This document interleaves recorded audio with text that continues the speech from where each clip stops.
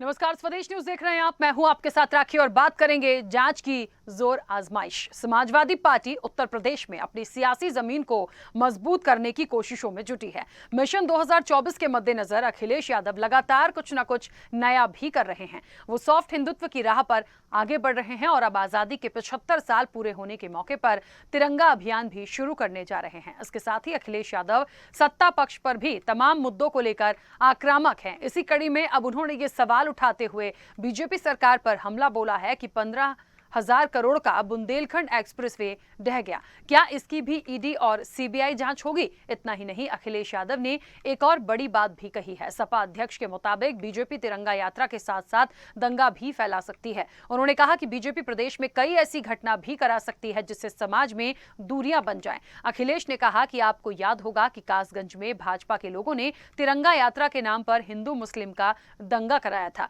सपा अध्यक्ष ने यह भी कहा कि बीजेपी जिस संगठन से निकली है उसने कभी तिरंगा नहीं फहराया। देखिए, एक ये भी आरोप है कि उसे महंगाई समेत अन्य मुद्दे, जो बड़े मुद्दे हैं, जनता से जुड़े हैं, उनसे कोई मतलब नहीं है। बीजेपी ने अखिलेश यादव के बयान पर पलटवार किया है और तिरंगे के साथ दंगा जोड़ने को दुर्भाग्यपूर्ण बताया है। बीजेपी ने कहा कि अखिलेश यादव को माफी मांगनी चाहिए। अखिलेश यादव को रह रहकर अपने कार्यकाल के दंगों की याद सताती है। सत्ता पक्ष का दावा है कि योगी राज में उत्तर प्रदेश दंगा मुक्त है। खैर, कौन सही बोल रहा है, कौन झूठ? वहीं बुंदेलखंड एक्सप्रेसवे को लेकर अखिलेश यादव ने जो सवाल पूछा है वो कितना जायज है, इसी पर चर्चा को आगे बढ़ाएंगे। उससे पहले कुछ प्रतिक्रिया हैं, वो सुनते हैं। जो उद्घाटन प्रधानमंत्री जी ने किया वही बुंदेलखंड एक्सप्रेसवे ढह गया। क्या बुंदेलखंड एक्सप्रेसवे की ईडी जांच होगी? क्या सीबीआई जांच होगी? जो 15,000 करोड़ का एक्सप्रेसवे है, प्रधानमंत्री जी ने उद्घाटन किया हो, अगले दिन ढह गया हो, क्या इसकी ईडी जांच होगी? क्या सीबीआई की जांच होगी? तिरंगे के साथ वो दंगे जैसे शब्द का इस्तेमाल कर रहे हैं। अखिलेश यादव जी को रह रह करके अपने कार्यकाल के दंगों की याद सताती है कि अपने कार्यकाल में कैसे पूरे उत्तर प्रदेश के हर जिले में उन्होंने दंगा फैलाने का काम किया था, दंगाइयों को बचाने का काम किया था। लेकिन आज दंगा मुक्त उत्तर प्रदेश उनसे देखा नहीं जा रहा और इसीलिए दंगे किया जा रही है। लेकिन तिरंगे के साथ दंगे को जोड़ना यह बहुत दुर्भाग्यपूर्ण है। और अखिलेश, तो आपको बता दें कि तिरंगा यात्रा पर तेज हो रही है तकरार और अखिलेश के सवाल जो हैं वो कितने सटीक हैं। जिस तरीके से बहुत सारी बातें समाजवादी पार्टी कर रही है और सरकार पर सवाल उन्होंने उठाए हैं, इन सब में वाकई में कितना दम है। और सबसे बड़ी बात कि बुंदेलखंड एक्सप्रेसवे के लिए जो बात की गई है, जो ढह गया है, तो 15,000 करोड़ की जो बात की जा रही है उसकी भी ईडी जांच होनी चाहिए कि इसका निर्माण कैसे था, कैसे ढह गया, कौन कौन जिम्मेदार है। इन सब तमाम सवालों में कितना दम है, क्या होना चाहिए। और एक बात और है, देखिए कि ईडी पर बार बार सवाल क्यों उठाए जा रहे हैं। बार बार ये कहा जाता है कि जो ईडी है वो सिर्फ कहने पर काम करती है, लेकिन लगता है जो जांच एजेंसियां हैं वो सबके लिए काम करती हैं और यदि कोई गलत है तो मुझे लगता है उनको सामने आकर बात रखनी चाहिए। ये मैं पूरे परिप्रेक्ष्य में ईडी की जितनी भी कार्रवाई अभी देश में जिन जिन चीजों को लेकर चल रही है उनको लेकर मैं बात कर रही हूँ, क्योंकि अब ईडी पर समाजवादी पार्टी ने भी सवाल उठाए हैं और कांग्रेस क्यों उठा रही थी ये आप सब बहुत अच्छे से जानते हैं। हालांकि वो इस चर्चा का हिस्सा नहीं है, लेकिन क्योंकि ईडी की बात निकली इसलिए मैंने यहाँ पर जिक्र किया है। चलिए इस चर्चा को आगे बढ़ाते हैं। मेहमान जुड़े हैं, सबसे पहले आपका परिचय करा दूं। भारतीय जनता पार्टी का पक्ष रखने के लिए कंचन द्विवेदी जी हमारे साथ जुड़ी हैं। कंचन जी, बहुत स्वागत चर्चा में जुड़ने के लिए। आप प्रवक्ता सैयद मोहम्मद तकी जी हमारे साथ जुड़े हैं। सैयद मोहम्मद तकी जी, आपका भी बहुत स्वागत है। और अब से कुछ देर में सपा प्रवक्ता शौकत अली जी हमारे साथ जुड़ेंगे, उनका भी मैं स्वागत करती हूं। चर्चा की शुरुआत सबसे पहले कंचन जी आपसे ही, क्योंकि समाजवादी पार्टी जितनी बातें कर रही है, देखिए इस समय सब लोग जानते हैं कि अमृत महोत्सव आज़ादी का हम मना रहे हैं, 15 अगस्त नज़दीक है, हर घर तिरंगा घर घर तिरंगा की बात हो रही है। एक तरफ समाजवादी पार्टी ने अभी हाल ही में इसका समर्थन करते हुए इसको आगे बढ़ाने की बात कही और वो भी तिरंगा अभियान को लेकर आगे आ रहे हैं। दूसरी तरफ ये कह रहे हैं कि भारतीय जनता पार्टी तिरंगा यात्रा के साथ साथ या इस तिरंगे अभियान के साथ साथ जो है दंगा भी करा सकती है। उन्होंने कासगंज और दुनिया भर का जितनी भी बातें थी वो उन्होंने कही। ईडी पर सवाल उठाए हैं, बुंदेलखंड एक्सप्रेसवे गिर गया, ढह गया, बह गया, उस पर सवाल उठा रहे। भारतीय जनता पार्टी किस तरह से इन चीजों को ले? दूसरी चीज महत्वपूर्ण ये भी है कि क्या लगता है आपको कि इस तरह के आरोप लगाकर या इस तरह की बात उठाकर, लोकसभा चुनाव नजदीक है, क्या समाजवादी पार्टी अपने आप को मजबूत कर पाएगी? जी राखी जी, देखिए बात ये है कि ये उनका फर्ज है, उनकी चीजें हैं, उनको करना चाहिए। बाकी ये अच्छी बात है, भारतीय जनता पार्टी को ये बहुत अच्छा लग रहा है कि विपक्ष अपना काम कर रहा है, लेकिन वही है ना कि पक्ष में कोई कमी नहीं है और अपनी पूरी भूमिका बहुत ही शिद्दत के साथ में, बहुत ही जिम्मेदारी के साथ में, गंभीरता के साथ में निभा रहे हैं। इसलिए उनको कोई कार्य नहीं मिल रहा, उनको कोई चीजें नहीं मिल रही है, तो बिल्कुल बेशक बात है कि आप बताइए, अभी से ही आकाशवाणी कर रहे हैं, भविष्यवाणी कर रहे हैं, आप भविष्य ज्ञाता हो गए हैं, आप अभी से कह रहे हैं कि नहीं भारतीय जनता पार्टी तो दंगा करवाना चाहती है। तो इससे ज्यादा हास्यास्पद या फिर मूर्खतापूर्ण बात और क्या हो सकती है कि कोई एक बहुत बड़ी सी पार्टी भारतीय जनता पार्टी के अलावा जो है, जो विपक्ष का प्रमुख केंद्र है, जो मुख्य है, वो ही पार्टी कह रही है कि नहीं भारतीय जनता पार्टी दंगा करवाने वाली है। तो ये सोच करके और सुन करके बड़ा अजीब लगता है कि अभी से आप बोल रहे हैं जो चीजें हुई नहीं, क्योंकि राखी जी बात ये है ना कि अब कोई मटेरियल नहीं बचा उनके पास में कि बात क्या करें, विरोध क्या करें, किन चीजों के लिए बोले,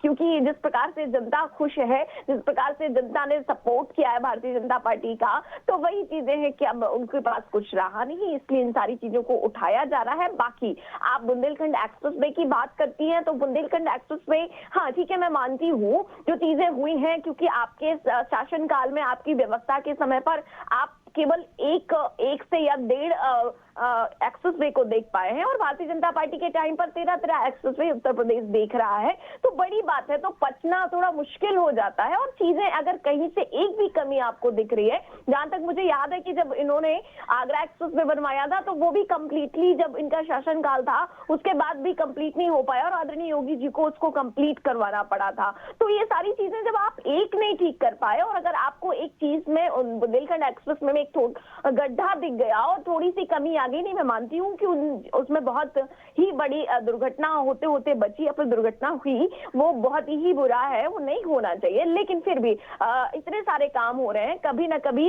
हर एक कार्यों में चूक हो जाती है, गलती हो जाती है, वो कोई जानबूझ के नहीं करता। तो उसके लिए चीजें चल रही है, उसके लिए जांच चल रही है, उसके लिए टीम बनाई गई है। वहां पर जो भी दोषी है उसको हटाया गया है या फिर आगे जो भी दोषी मिलेंगे उनको हटाया जाएगा। ऐसा बिल्कुल भी नहीं होगा कि कोई भी जो दोषी है उसमें फंसे ना या फिर उसको सजा मिले। लेकिन एक बात याद रखने वाली होती है, आदरणीय योगी जी जिन चीजों को बहुत अच्छी तरीके से याद रखते हैं कि दोषी फंसे उनको सजा मिले, लेकिन कहीं ऐसा ना हो कि कोई भी काम की वजह, कोई भी गलती की वजह से कोई जो दोषी नहीं है वो फंस जाए। तो पहले उन चीजों को देखना होगा और बहुत ही जांच के तहत, गंभीरता के तहत इन चीजों को समझा जाता है। जांच जब क्लियर आएगी इसके बाद जो दोषी है वो सजा मिलेगी। और कोई भी काम हो, चाहे कोई भी योजना हो, अगर कहीं से कमी आ रही है तो योगी जी इन चीजों को बर्दाश्त नहीं करते, क्योंकि जो एक्सेस वे की बात है, यहाँ या सपा का कोई भी शासनकाल नहीं है ना कांग्रेस का शासनकाल है जहाँ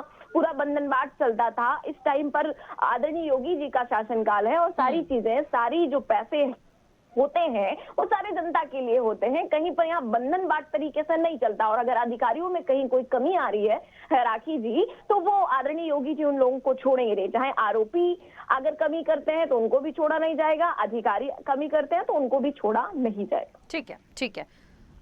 सैयद मोहम्मद तकी जी, आम आदमी पार्टी की यदि मैं बात करूं तो आम आदमी पार्टी किस तरह से लेती, क्योंकि देखिए अभी फिलहाल बात हो रही है उत्तर प्रदेश की, बहुत सारी चीज़ों का जिक्र हुआ है। तिरंगा यात्रा पे मुझे लगता है एक तरफ तो उसका सम्मान भी कर रहे हैं, उसका समर्थन भी कर रहे हैं, दूसरी तरफ ये भी उनको कहीं ना कहीं शंका हो रही है कि दंगा फैलाने की बात होती है। ऐसा क्यों? इस पर आम आदमी पार्टी की क्या प्रतिक्रिया? देखिए, भारत अपना 75वां स्वतंत्रता दिवस बना रहा है और हमारा अमृत काल चल रहा है। ऐसे समय में भारत के हर नागरिक का कर्तव्य है कि वो भारत में झंडा ले और 15 अगस्त को सबक है, भारत से प्रेम को अपना प्रेम उसके प्रति प्रकट करे। इन भारत के प्रति प्रेम जो प्रकट करना है उससे एक दिन नहीं प्रकट करना है, वो आचरण हमेशा आपके हर कार्य में होना चाहिए।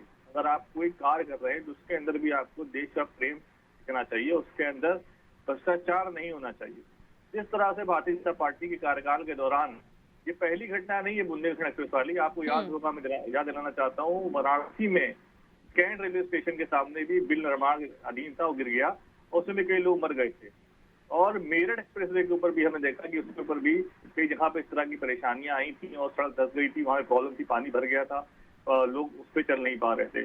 तो कई इस तरह के प्रभाव हुए हैं। अब तो जो भी पुल भारतीय जनता पार्टी के कार्यकाल के दौरान बना उस पर चलते हुए डर लगता है कि पता नहीं कि कहाँ क्या हो जाए। ये साफ दर्शाता है कि भारतीय जनता की पार्टी के ऊपर के अंदर एक बड़े पैमाने के ऊपर भ्रष्टाचार है। अभी आपने देखा इनके दिनेश खटीक साहब ने किस तरह के आरोप लगाए भारतीय जनता पार्टी के ऊपर। इनके खुद के एमएलए ने लगाया कि यहाँ पे जो भ्रष्टाचार हो रहा है, बंदरबाट हो रहा है, इन्हीं के लोगों ने कहा कि ट्रांसफर के अंदर जो है सफाई साफ नहीं है, पारदर्शिता नहीं बरती जा रही है, इन्हीं के लोग आरोप लगा रहे हैं। और सत्य मलिक जी जो मेघालय के सैयद मोहम्मद तकी जी, आवाज आ रही है? हाँ, सत्य मलिक जी जो मेघालय के गवर्नर है, वो लगातार भारतीय जनता पार्टी के ऊपर जो है वो बोलते रहते हैं, अपनी पार्टी के खिलाफ बोलते रहते हैं। और इनके वरुण गांधी जी भी जो है लगातार पार्टी के खिलाफ, पार्टी की नीतियों के खिलाफ बोलते रहते हैं। तो कुल मिला के भारतीय जनता पार्टी जो वादे करके देश की जनता से आई थी कि भ्रष्टाचार मुक्त देश बनाएंगे, वो गरीबी को हटाएंगे, महंगाई को हटाएंगे, देशवासियों के लिए काम करेंगे, चीजों को सस्ता करेंगे, हर मुद्दे पर है टॉपिक पे भारतीय जनता पार्टी देश में भी और विदेशों में भी फेल होती नजर आ रही है। क्योंकि भारतीय जनता पार्टी कोई भी वादा अपना जो है जनता के प्रति किया है वो पूरा नहीं कर पाया है। आप देखा जब कोरोना के दौरान कितने घोटाले हुए, वो करोड़ों के करीब फरोख में घोटाले हुए, यहाँ तक कहा गया कि कोई अगर अस्पताल कहता है कि गैस वहाँ ऑक्सीजन कमी है तो उसके खिलाफ कार्रवाई की जाएगी, उसको जेल में डाल दिया जाएगा। योगी जी ने कई इतने लोगों पे एनएसए लगा दिए, कोर्ट ने फटकारा इतने एनएसए का दुरुपयोग क्यों हो रहा है, तो ये बात हो रही कि एनएसए को हटा क्यों नहीं दिया था। तो ये भारतीय जनता पार्टी हर चीज को, हर व्यवस्था को अपने हथियार की तरह यूज कर रही है, विपक्ष की आवाज को दबाने के लिए, विपक्ष को साइलेंट करने के लिए। और जब कोई परेशानी होती है, जब कोई चीज सही से कर नहीं पाते, तो उसका भी ये ठीकरा जो है विपक्ष के ऊपर फोड़ने की कोशिश करते हैं। ठीक है। अच्छा, एक बात यहाँ पर है, शौकत जी मेरी आवाज पहुंच रही है? चलिए, शौकत जी शायद अभी तक हमारे साथ जुड़े नहीं है। एक बात है यहाँ पर, मैं सैयद मोहम्मद तकी जी को भी बोलूँगी और सभी लोगों को जो इस चर्चा को देख रहे होंगे। देखिए, आजकल हम जितना देख रहे हैं सैयद जी, आपने भी देखा होगा कि सिर्फ ये बुंदेलखंड एक्सप्रेसवे की बात नहीं है, कुछ 2-3 चीज़ें आपने भी बताई हैं। और वर्तमान में जो निर्माण हो रहे हैं, हमने ज़्यादातर जगह से देखा है, सिर्फ उत्तर प्रदेश नहीं, बाकी जगह से भी हमने देखा है कि जितने भी निर्माण अभी इस वक्त पे हो रहे हैं, उनमें कुछ समय बाद, कुछ सालों बाद, छोटी जगह के हैं, बड़ी जगह के हैं, कुछ ना कुछ ऐसा होता है कि वो गिर जाते हैं, ध्वस्त हो जाते हैं, ढह जाते हैं या बह जाते हैं।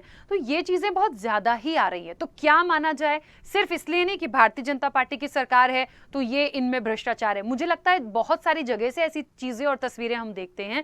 तो क्या माने कि सबको सिर्फ अब भ्रष्टाचार करना है, किसी को बनाने से पहले, निर्माण से पहले इस बात की चिंता नहीं है कि यहाँ से आवागमन होगा या लोग जाएंगे, लोग गुजरेंगे, कभी हादसा हो गया तो कितनी जाने जाएंगी। मुझे लगता है इस पॉइंट ऑफ व्यू से फिर कोई भी काम नहीं कर रहा। जो भी टेंडर होता है, सरकार को उसके अंदर जो है पारदर्शिता रखनी चाहिए, उसके अंदर चीजों को जनता के सामने रखना चाहिए और इस बात को देखना चाहिए कि वहाँ उसके अंदर जो मानक तय करे गए हैं उसके अनुसार काम हो रहा है। और अगर कोई इतना रेट चार्ज कर रहा है किसी पुल को बनाने के लिए, तो वो रेट क्यों चार्ज कर रहा है? क्या उसको हम और कम रेट में अच्छा नहीं बना सकते? आपने देखा दिल्ली में आम आदमी पार्टी ने बहुत सारे फ्लाईओवर बनाए जो हजारों करोड़ के बनते थे, लेकिन आम आदमी पार्टी ने उसको सैकड़ों करोड़ में बना दिया। जो पैसे बचे वो जनता को और सुख सुविधाएं दे दी, महिलाओं को यातायात फ्री कर दिया, बिजली फ्री कर दी, पानी फ्री कर दी, तो उसमें इस्तेमाल किया। जो भी मनी है वो पब्लिक मनी है, पब्लिक के लिए इस्तेमाल हो रही है, लेकिन उसके अंदर पैसों का बंदरबाट होता है। ये बिल्कुल खुली बात है कि ठेके इसीलिए दिए जाते हैं कि उसमें कितना कमीशन मिलेगा, कितना पैसा मिलेगा। गुणवत्ता को जो है हमेशा साइड लाइन कर दिया जाता है, जनता के प्रति सोचा भी नहीं आता। और सबसे खराब बात है जनता उसके पैसे दे रही है। जनता जो है कहाँ पिसेगी। आप देखिए, जनता जो है वो जब गाड़ी दे रही है तो टैक्स दे रही है, सेल टैक्स दे रही है, गाड़ी को रोड टैक्स दे रही है, गाड़ी को बाहर लेके आती तो टोल टैक्स दे रही है, पेट्रोल खरीदती है तो टैक्स दे रही है। तो एक जनता अपनी एक वेतन से कितनी बार कहाँ टैक्स देगी और कितनी बार जनता ठगी जाएगी, लूटी जाएगी, उसको परेशान किया जाएगा, जबकि पैसा सब पब्लिक मनी है। जो भी बड़े बड़े इंफ्रास्ट्रक्चर बन रहे हैं, एक्सप्रेस वे बन रहे हैं, उसमें पब्लिक फंडिंग होती है, पब्लिक मनी लगती है। और वही पब्लिक जब अपनी गाड़ियों को लेकर सड़क पर आती है तो उससे कहा जाता है भी आप उसे टोल टैक्स दीजिए। अब तो नितिन गडकरी जी कह रहे हैं कि पीआरएस सिस्टम हो जाएगा, जैसे ही आप गाड़ी लेके आएंगे आप अपने आप टैक्स, आपका पैसा कट जाएगा अकाउंट से, डायरेक्ट लिंक हो जाएगा। तो मतलब आपको मतलब इतनी स्वतंत्रता भी नहीं है कि आप अपने ही देश के अंदर अपनी गाड़ी का आपने रोड टैक्स दे दिया, सेल्स टैक्स दे दिया, पेट्रोल टैक्स दे रहे हैं, अपनी गाड़ी को बिना कुछ पैसे दिए टैक्स दिया आप दे सकते, मतलब यूज कर सकते हैं। तो जनता के ऊपर लगातार बोझ डाला जा रहा है भारतीय जनता पार्टी की तरफ। हर चीज को जीएसटी के दायरे में लगाया जा रहा है, जीएसटी लगाई जा रही है। हमने देखा बच्चों की पेंसिल को, बच्चों के रबड़ को, इरेजर को, आटे को, तेल को, किसी चीज को जीएसटी से नहीं छोड़ा जा रहा है। बच्ची ने भी लेटर लिखा, दुबे ये बच्ची थी, उसने लेटर लिखा प्रधानमंत्री को कि मेरी मम्मी मुझको डांटती है जब मैं पेंसिल के लिए और रबड़ के लिए बोलती हूँ। बच्चों के दूध के ऊपर टैक्स लगा दिया है। वो दूध जो है हम लोग भोलेनाथ जी के ऊपर सावन के महीने में चढ़ाते भी हैं, उसको भी भारतीय जनता पार्टी ने बख्शा। दूध पे, दही पे, सब पे टैक्स लगा दिया। और टैक्स का पैसा जा कहाँ रहा है, जनता को फैसिलिटी क्या मिल रही है, इस पर सवाल उठना चाहिए। ठीक है, ठीक है। कंचन जी, मुझे ऐसा लगता है इस वक्त पे न सिर्फ उत्तर प्रदेश, देश में एक महंगाई और बेरोजगारी जो है बहुत बड़ा मुद्दा हो गया है। इसे लेकर देखिए, न सिर्फ कांग्रेस, न समाजवादी पार्टी, तमाम लोग, अभी सैयद मोहम्मद तकी जी ने भी सवाल उठाया है कि बहुत सारी चीज़ें ऐसी हैं जिसको लेकर परेशानी है। ऐसा नहीं लगता भारतीय जनता पार्टी को या शीर्ष नेतृत्व को कि इसके लिए कुछ किया जा सकता है, बात की जा सकती है? या फिर यदि ऐसा लग रहा है सरकार को कि नहीं, उनकी नजरों में महंगाई बेरोजगारी नहीं है, उन्होंने काम किया है या बिल्कुल ठीक चल रहा है, तो उस तरह से समझाने का प्रयास किया जाए? देखिए राखी जी, आपको यकीन नहीं होगा या फिर आप जानती सब हैं, लेकिन वही बात है ना कि चीजें सामने नहीं आती तो लगता है कि बस हम जो कर रहे हैं वो बिल्कुल ठीक होता है। तो जीएसटी की जब काउंसलिंग मीटिंग होती है उस टाइम पर वित्त मंत्री जब बैठे होते हैं या फिर वित्त मंत्री, एक भी राज्य के वित्त मंत्री को ये नहीं समझ में आता कि इसमें हम विरोध भी कर दें या फिर हम ना माने। आपको मालूम है, जब मीटिंग होगी और चीजें अगर एक भी वित्त मंत्री ने बोल दिया कि हम उसमें सहमत नहीं है तो वो चीजें फाइनल नहीं होती है। और इसके बाद में अगर आप शामिल हो रहे हैं, इसके बाद हंगामा आप रोड पे कर रहे हैं तो बेकार है। फिर इसका मतलब है आप बेईमान है। आप उसमें आवाज क्यों नहीं उठाते, आप वहां पर बोलते क्यों नहीं है, आप उसमें सहमति दे देते हैं। कोई एक ऐसा मंत्री मुझे बता दे, विपक्ष के लोग, आम आदमी पार्टी हो या फिर कोई भी जो नहीं है हमारे सपा के प्रवक्ता, कि किसी भी मंत्री ने ऐसा बोला हो कि नहीं हम इसमें शामिल नहीं है। आप वहीं से शुरू क्यों नहीं होते? आप बीच में आकर के, बाद में आकर के, रोड में आकर के हंगामा करने की क्या आवश्यकता है? सदन की बात करें तो सदन में आप बोलते नहीं है, जब आपसे बोलने के लिए बोला जाता है तो आप बोलते नहीं है,